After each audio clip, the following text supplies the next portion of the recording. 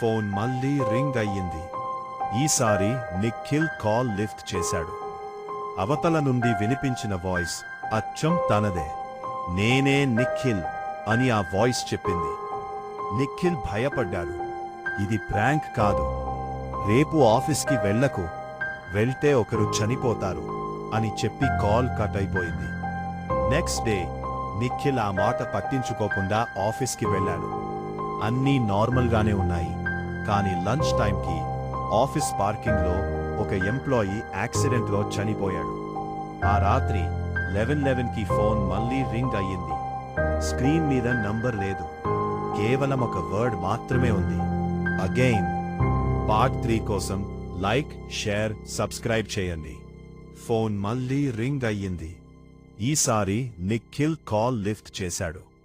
అవతల నుండి వినిపించిన వాయిస్ అచ్చం తనదే.